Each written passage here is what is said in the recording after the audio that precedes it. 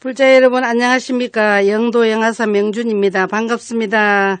역시 조심해서 우리 보조스님께서 수행자나 또는 일반인이 출행을 할 때 출타를 할 경우에 상가해야 될 그런 말씀이 되겠습니다. 비요사어든 비요사. 비는 부정하는 거죠. 특별한 아주 중요한 일이 아니거든. 부덕유주 여편하야. 부덕은 뭐뭐 하지 말라는 금지사항이라고 말씀드렸죠.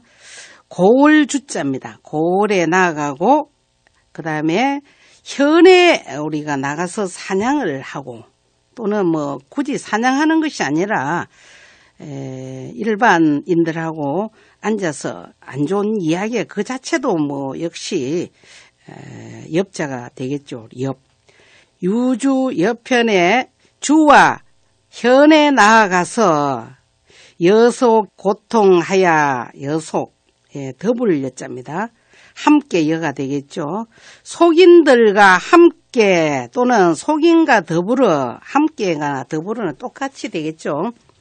속인과 더불어 사귀고 통해서 굉장히 중요한 수행자로서는 내용이 되겠죠.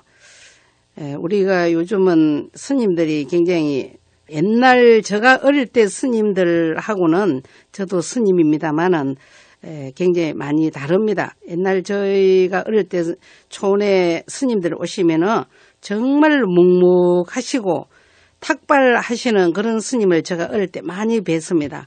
그래서 할머니가 마루에 스님들 오시게 해서 밥을 보리밥이지만 밥하고 나물 같은 것 뜯어와서 스님에게 공양 드리는 것을 제가 어릴 때 많이 봤습니다. 그래서 제가 어린 그 마음에 할머니한테 이런 말을 했어요. 할머니 왜 스님에게 그 당시는 솔직히 스님이란 말을 잘 안 썼습니다. 중이라고 했어요. 사실 뭐 중이 나쁜 소리는 아닙니다만은 왜 중한테 계속 밥을 주느냐고 그런 이야기를 했더니 할머니가 그런 말씀을 하셨어요. 스님이 하루 종일 저렇게 걸어 다니시는데 얼마나 배가 고프시겠노. 그래서 이렇게 밥을 드리니까 너가 그런 말 하면 못 써. 이렇게 할머니한테 제가 국민학교 그러니까 요즘 말하면 초등학교 들어가기 전입니다. 한 7, 8 그런 나이겠죠. 그런 것을 제가 봤습니다. 그래서 그때는 스님들의 격도 굉장히 좀 뭐라 합니까? 무섭다 할까? 좀 중후하다고 표현을 할까? 그렇습니다. 근데 요즘은 세속인들이 그렇게 말합니다. 스님들이 너무 무게를 갖고 계시면은 정말 우리 불자는 불교 부처님 말씀도 잘 모르는데 스님이 절에 우리가 갔을 때 너무 무게를 가지시고 웃음도 안 보여주시면은 정말로 오기가 힘들다. 이래서 요즘 뭐 너나 할 것 없이 스님들이 굉장히 수행을 부드럽게 또 마음을 부드럽게 하기 위해서 저부터 굉장히 노력합니다. 그런데 이것이 지나치면은 수행에 굉장한 큰 방해가 됩니다. 수행자가 너무 속인하고 사귀어가지고 거기에서 싸움이 나도록 하는 그런 것을 제가 듣기도 했거든요. 보지는 안 했습니다만은 듣고 그런 이야기를 저도 생각도 많이 했습니다. 그래서 지나치게 속인과 더불어서 사귀고 통해서 영타증질하고 그들로 하여금 타라는 것은 사귀고 통했던 그 속인들로 하여금 미워할 정자고 질투할 질자입니다. 정질. 그래서 우리 해구 큰 스님은 항상 그런 상대성 원리를 참 많이 이야기를 하시더라고요. 그래서 지나치게 좋아하면은 언젠가는 지나치게 원수가 됩니다. 그래서 부처님도 말씀하시고 또 우리 유가에서도 중용이나 또 불교에서는 중도라는 말을 많이 쓰죠. 그래서 지나치게 속인가 또는 신도와 또는 뭐 여기는 비단 스님들만 해당된 것이 아니라 사회생활에서도 해당이 됩니다. 너무 지나치게 상사님하고 친하다 보면은 그 상사나 내 마음은 지속하지 않습니다. 변하게 됩니다. 인간은. 예, 그래서 그렇게 함으로 인해서 정질, 미워하고 질투한다는 것입니다. 반드시 이건 따릅니다. 그래서 항상 수행자나 우리 특히 우리 불자님도 해당이 되겠습니다. 그런 마음 자세는 조금씩 돌아볼 수 있는 마음을 가져야 됩니다. 실자 도정이여다. 실자, 스스로 도정이라는 것은 도의 마음, 도정. 도의 마음을 잃지 말지어다. 저 부득이 여기에서 해석을 합니다.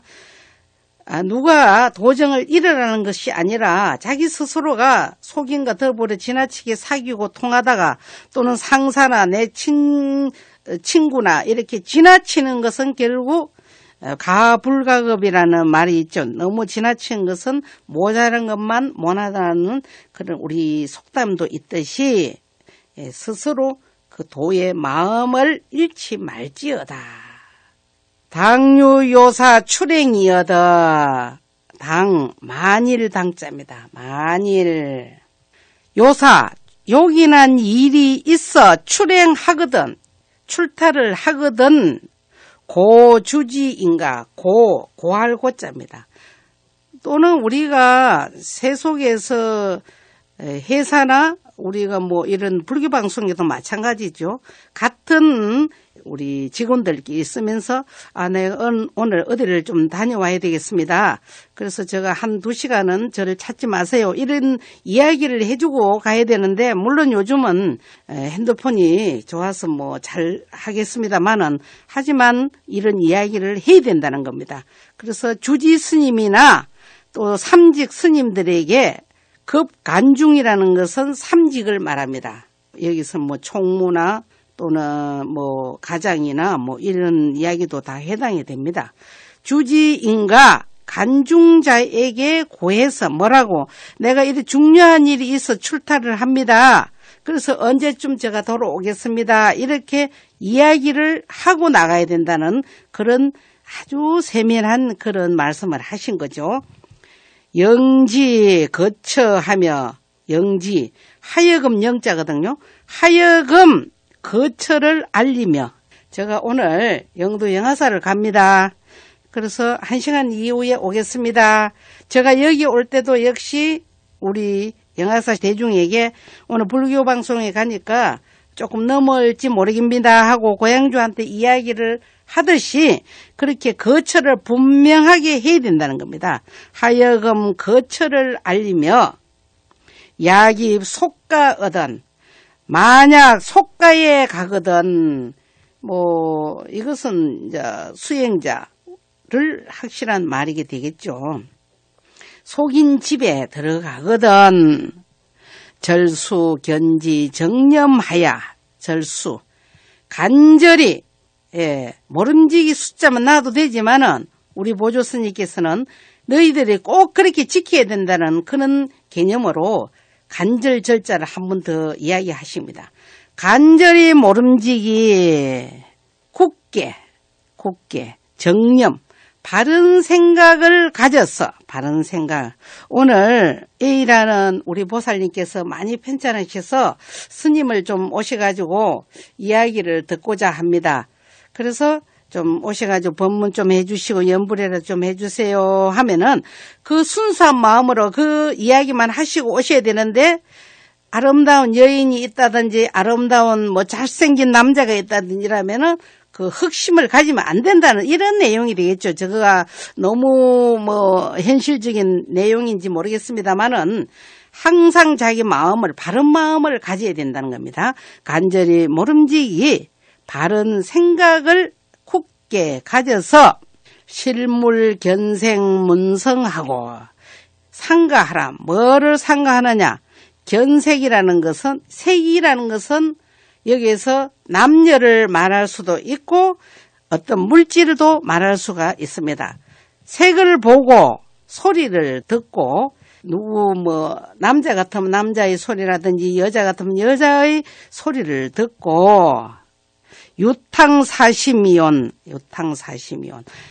유탕이라는 것은 그게 그 이야기에 빠져서 사심, 삿된 마음을 가지지 말라. 그 소리입니다. 삿된 마음을 가지지 말미온. 그렇게 해서는 안 된다. 그런데 우왕피금 희소하야 우왕 또한 하물며 옷깃을 열고 희소하며 항상 수행자는 단정히 하고 세속이나 또 일반인도 마찬가지입니다. 누군가를 뵈러 간다든지 그 집에 가면은 그분의 옷차림을 통해서 그분의 생각도 또 좀 알 수가 있죠. 그래서 항상 옷차림을 단정히 해야 된다는 것이죠. 옷깃을 열고 희소하지 말아서 희소해서 난설 잡사하고 난설이라는 것은 어지럽게 잡사. 오늘 이 신도를 위해서 포교하러 왔으면 부처님 말씀이나 역대 큰 스님 말씀을 해야지 잡된 세속적인 이야기는 세속인들이 더 많이 알고 잘 압니다. 그런데 그런 이야기 또는 뭐 그 집의 가정사는 그 집 가정사 이야기를 더 잘 알고 있는데 그는 여러 가지 잡사한 이야기는 하지 말며 잡사를 난설하며 비시주식으로 때 아닌 때 주식으로 술과 밥으로 요즘은 이런 시대적으로 좀 안 맞겠습니다만은 우리 스님들은 그 시간을 맞춰서 공양을 합니다. 아침 시간은 6시, 그 다음에 점심은 뭐 12시, 11시 반, 저녁은 5시, 4시 반 이런 시간이 있는데 그냥 내 먹기 싫다고 내가 안 먹고 대중들은 다 지금 공양 시간인데 이런 행위는 해서 안 된다는 겁니다. 때 아닌데 술과 밥으로서 망작 무예지행하여 망령때이 생각이 삐딱해 해서 무예라는 것은 걸림없는 행위를 지어서 걸림없는 행위를 해서 이렇게 하면 되겠죠. 걸림없는 행을 해서 심계라는 것은 깊이 어긴다. 뭐를 어기느냐. 부처님 계율을 어길까 보냐. 어겨서 안 된다 이 소리겠죠. 어길까 보냐. 아까 제가 말씀드렸듯이 지금 속가에 들어가서 수행자의 행위를 지금 쭉 나열해 놓은 겁니다. 그래서 부처님 말씀을 불사 이야기를 해야지 잡사를 난설을 해서도 안 되고 때 아닌 때 속가에 들어가서 술과 밥으로서 안 좋은 걸림없는 그런 행위를 지어서 부처님의 계율을 어기서 되겠는가? 어김이 얕다녀 이 소리는 어기서 되겠는가? 결국 어기면은 안 된다. 우처현 선인의 우처 또 이어지는 거죠. 또한 현인과 선인의 선인 착한 사람이죠. 현인과 선인 착한 사람의 혐의지간이면 혐의 우리가 살아나가면서 혐의를 받는 것은 굉장히 불행한 일입니다. 내가 설사 그런 행위를 안 했는데 도둑질을 하지 않았는데 저 사람이 가지고 가지 않았을까 하고 의심을 받는 겁니다.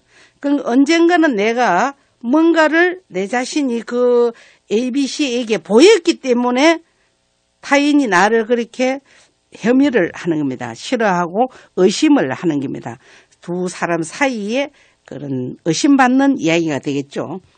착하고 현인의 사이에 혐의지간에 처한다면은 어찌 기유지에 있냐리요. 어찌 이러한 사람들은 어찌 지혜 있는 사람이라고 하리요.